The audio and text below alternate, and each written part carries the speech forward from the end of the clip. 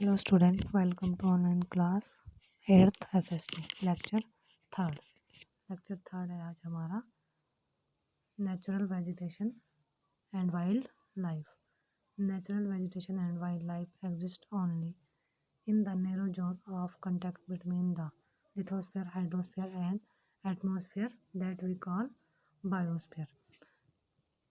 जो ये natural vegetation और वाइल्ड लाइफ है, यह नैरो जोन में बहुत छोटी सी जगह में पाए जाते हैं, किसके बीच? लिथोस्फीयर, हाइड्रोस्फीयर और एटमॉस्फेयर के, जलमंडल, स्थलमंडल और वायुमंडल के बीच, जिसे हम कहते हैं बायोस्फीयर यानी कि जैव मंडल। In the biosphere living being are interrelated and interdependent on each other survival.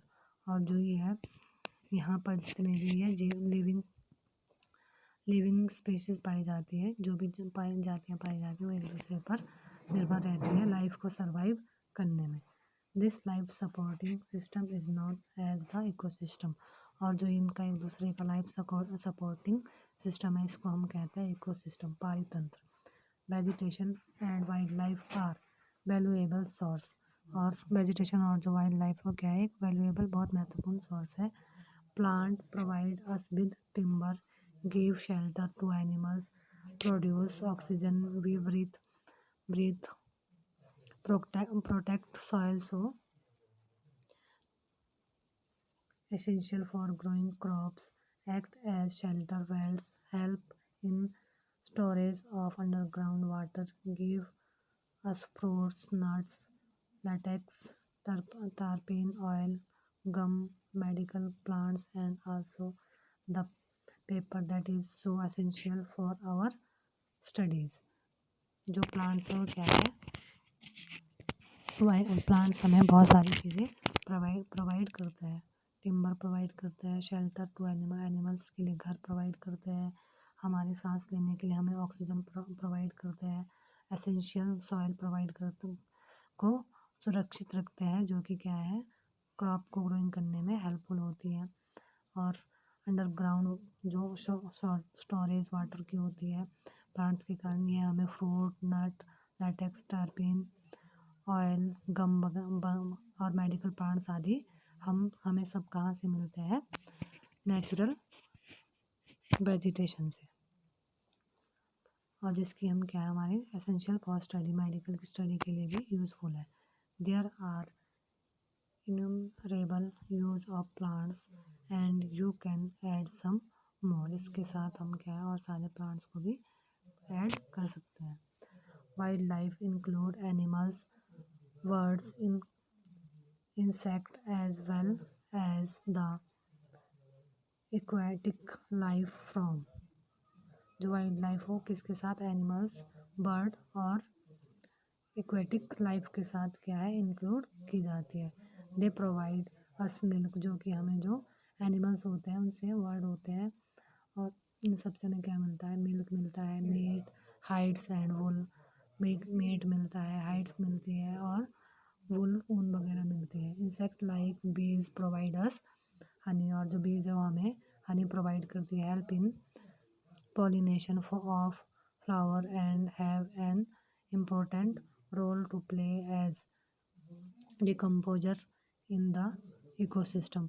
और जो कुछ वर्ड है, गीत वगैरह है, वो क्या पॉलिटिशियंस वगैरह है, वो क्या है? फ्लावर को इम्प्रूवमेंट करने के लिए रोल प्ले करते हैं। और कुछ ऐसे पक्षी होते हैं जो क्या है? डिकम्पोजर होते हैं, का काम करता है। The birds feed in insect and act as decomposer as well. और जो कुछ वर्ड है वो एज वेल होता है, डिकम्पोजर होते हैं हमारे इंसेक्ट फीड के लिए, फीड करता है वर्ड्स की, और उन्हें खाकर क्या है? वो खाद बनाते हैं। Vulture due to its ability to feed on dead life stock is a scavenger and considered a विचुअल क्लींजर ऑफ द एनवायरनमेंट। और कुछ पक्षी ऐसे होते हैं, गीत वगैरह, वो जो मरी हुई है, नॉन लिविंग हो जाती है जो स्पीसीज, उनको खा लेते हैं, जिससे क्या है? एनवायरनमेंट पॉल्यूशन क्लीन रहता है। सो एनिमल्स बिग और स्मॉल और are integral to maintaining balance in the ecosystem. जितने भी एनिमल्स हैं, चाहे वो छोटे हैं बड़े हैं, कैसे भी है, पशु पक्षी, वो सब क्या है, इकोसिस्टम को बैलेंस करने के लिए इम्पोर्टेंट रोल प्ले करते हैं। वो बैलेंस बनाए रखते हैं हमारे इकोसिस्टम में। अब है डिस्ट्रीब्यूशन ऑफ नेचुरल वेजिटेशन। अब नेचुरल वेजिटेशन का डिस्ट्रीब्यूशन किस प्रकार किया गया है। The growth of vegetation depends primary on temperature and moisture. जो वेजिटेशन की जो भी ग्रोथ है, वनस्पति की वृद्धि जो है, वो सबसे इम्पोर्टेंट डिपेंड होती है, सबसे ज़्यादा प्राइमरी बेसिक तौर पर वो डिपेंड होती है टेम्परेचर और मॉइस्चर के ऊपर। The major vegetation type of the world are grouped as forest, grassland, shrub and tundra. जो मेजर वेजिटेशन है उनको 4 टाइप से जो है डिवाइड किया गया है। फॉरेस्ट में, ग्रासलैंड में, वन जंग ग्रासलैंड घास स्थल, और श्रब एंड टुंड्रा, श्रब और टुंड्रा में इनको गुल्म और टुंड्रा में इनको परिवर्तन या बांटा गया है। In area of heavy rainfall huge trees में थ्राइव। जहाँ पर अधिक बारिश होती है वहाँ की जो ट्री है क्या बहुत बड़ी बड़ी हो जाती है। द फॉरेस्ट आर दस associated with areas having abundant water supply. और इससे कि ये क्या है, वाटर सप्लाई करने के लिए हेल्पफुल होती है। As the amount of moisture decrease the size of trees and their density reduce. और जो वहाँ पर अधिक बारिश होने के कारण जो मॉइस्चर बना रहता है वो क्या ट्रीज के साइज को डिक्रीज करती है। Short stunt trees or grasses grow in the region of moderate rainfall forming the grassland of the world। और जो शॉर्ट ट्रीज होती है ग्रासलैंड भी क्या है, रेनफॉल के मॉडरेट करती है, रेनफॉल को फॉर्मिंग करने रीजन में पाई जाती है। Thorny shrubs grow in dry area of low rainfall. जो ये जहाँ पर कम बारिश होती है वहाँ पर कटीली झाड़ियों के वन होते हैं। In such area plants have deep root and leave with thorny and waxy surface, reduce loss of moisture through transpiration. और जो ये है जंगल होता है, इसमें क्या है कम मॉइस्चर के कारण ये इनकी कटीली झाड़ियाँ होती है। Tundra vegetation of cold polar region comprise of mosses and lichens. और जो टुंड्रा वेजिटेशन है वो क्या है, कोल्ड पोलर रीजन में कंप्राइज होती है। Today there are many more people in the world than there were 2 centuries back. आज के जो 200 वर्ष पहले यहाँ पर पॉपुलेशन बहुत कम थी, आज पॉपुलेशन बहुत ज़्यादा हो चुकी है। To feed the growing numbers large area of forest have been cleared to grow crops. और पॉपुलेशन बढ़ने के कारण लोगों ने क्या किया है, जो फॉरेस्ट का वो क्लियर खाली कर दिया है, किसके लिए, ग्रोइंग क्रॉप के लिए, यानी कि एग्रीकल्चर के लिए फॉरेस्ट को खाली कर दिया है। Forest cover all over the world vanishing rapidly. जिससे क्या है, फॉरेस्ट को अगर हम दोबारा से कवर नहीं करेंगे, there is an urgent need to conserve this valuable resource. और फॉरेस्ट को दोबारा से कवर करने के लिए हमें ज़रूरत है, अर्जेंट नीड है। अगर हम इसको कंजर्व नहीं करेंगे तो क्या है, बहुत सारी जो है आपदाएं, डिजास्टर जो है वर्ल्ड में हो सकते हैं।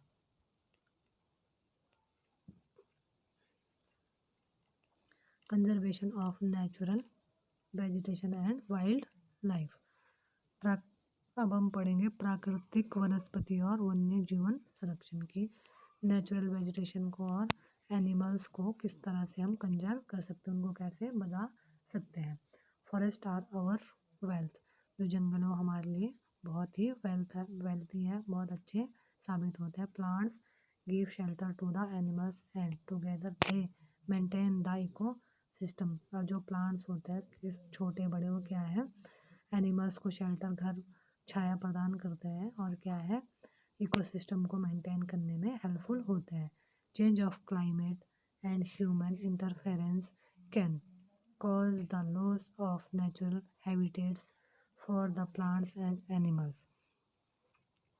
और मानव के हस्तक्षेप के कारण और क्लाइमेट के जो बदल चेंजिंग के कारण क्या है, क्लाइमेट चेंज हो रहा है और इससे क्या है, प्लांट्स एंड एनिमल्स जो है वो लॉस होते जा रहे हैं। Many species have become vulnerable or endangered and some are on the verge of extinction। कुछ जो प्रजातियां हैं एनिमल्स की, प्लांट्स की, वो क्या है, विलुप्त होती जा रही है मानव हस्तक्षेप के कारण। Deforestation, soil erosion, constructional activity, forest fires, tsunami and landslides are some of the human and natural factors which accelerate the process of extinction of these resources। और जो ये सारे रिसोर्स को ख़त्म करने के जो कारण है, कम होने के जो कारण वो क्या है, डिफॉरेस्टेशन हो रहा है, वनों की अधिक कटाई और सुनामी के कारण, सॉइल इरोजन के कारण और लैंडस्लाइड्स जो हो रही है, ये सब ह्यूमन के इंटरफेरेंस के कारण हो रहे हैं, जो ज़रूरत से ज़्यादा जो है नेचुरल के साथ छेड़खानी की जा रही है। One of the major concern in the poaching which result in a sharp decline in the number of particular species। और इसके कारण क्या है, जो पार्टिकुलर कुछ स्पीशीज़ है उनके जो संख्या है वो कम डिक्लाइन होती जा रही है इसके रिजल्ट के कारण, और कुछ कम हो गया और कुछ एनिमल जो है ख़त्म ही हो गए हैं। The animals are poached for collection and illegal trade of hides, skin, nails, teeth, horns as well as feathers।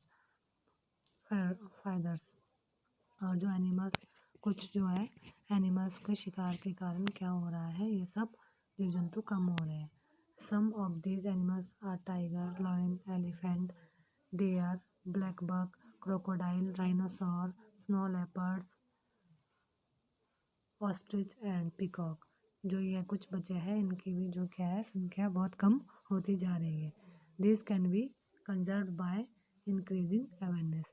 अगर हम इन सब स्पीसीज़ को बचाना चाहते हैं, एनिमल्स की और वेजिटेशन की जो स्पीसीज़ है उनको हम कंजर्व करना चाहते हैं, तो हमें क्या करना पड़ेगा, इंक्रीजिंग अवेयरनेस, जागरूकता को बढ़ावा देना पड़ेगा।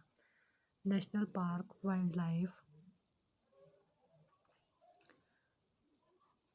sanctuaries, wildlife sanctuaries, biosphere reserve are made to protect our natural vegetation and wildlife।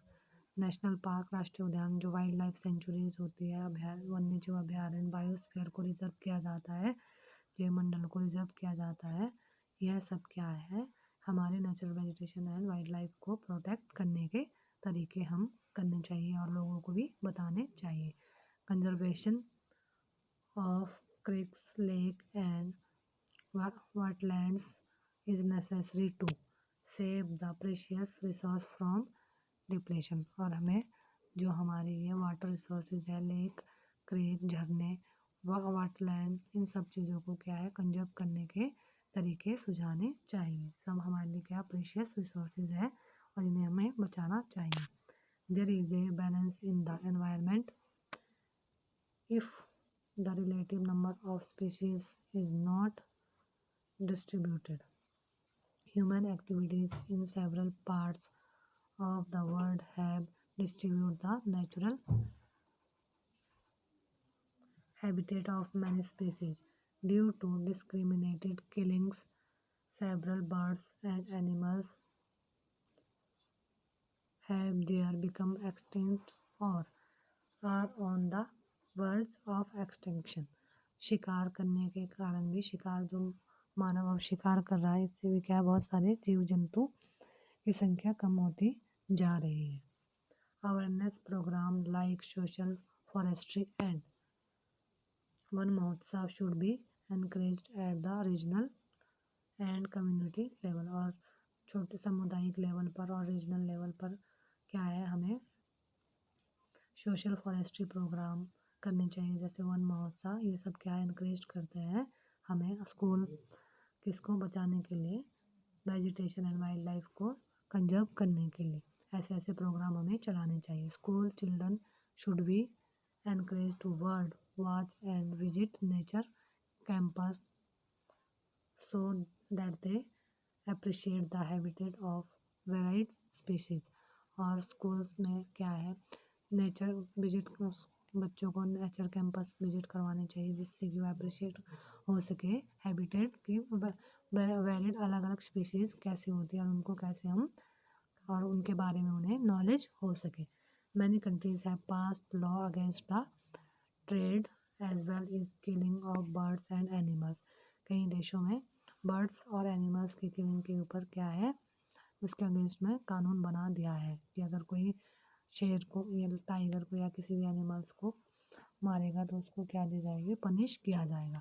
In India killing lion tigers deers great India bustard and peacock is illegal. और इंडिया में भी कुछ स्पीशीज़ के लिए ऐसे ही लॉ पास किए गए हैं, जैसे lion, tiger, deer, great Indian bustard and peacock आदि को जो है उनको उनका शिकार करना क्या माना गया है, इलीगल माना गया है। और जो इनका शिकार करता है तो वो क्या है, उसको पनिश किया जाता है। An international convention sites has been established that list several species of animal and birds in which trade is prohibited। और जो ये इंटरनेशनल साइट है ये वन्य जीव को बचाने के लिए बनाई गई है, जिसमें क्या है एनिमल्स और बर्ड्स को क्या क्या इनके ट्रेड को क्या किया गया है, कम करने के लिए अलग कानून बनाए गए हैं। Conservation of plants and animals in the ethical duty of every citizen. और वर्ल्ड के जितने भी सिटीजन हैं, वर्ल्ड के इंडिया के जितने भी हम नागरिक हैं, छोटे बड़े, उनका क्या उनकी ये मौलिक कर्तव्य एथिक ड्यूटी है कि हमें एनिमल्स और प्लांट्स को क्या करना है, कंजर्व करना है, ताकि हम इकोसिस्टम को क्या कर सके, मेंटेन कर सके, उसके बैलेंस को मेंटेन कर सके, और बायोस्फीयर को जहाँ पर कि यह सब चीज़ें रहती है रह सके, ताकि क्या है पॉल्यूशन कम हो और नेचुरल वेजिटेशन कम हो, जिससे कि हमारी लाइफ सर्वाइव करने में हमें हेल्पफुल